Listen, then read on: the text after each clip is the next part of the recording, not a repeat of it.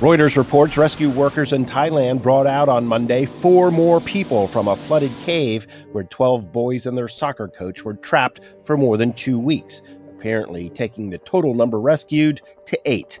A Reuters witness near the cave saw medical personnel carrying 2 people out of the cave to waiting ambulances on Monday evening. The rescue operation was launched on Sunday, and 4 boys were brought out that day.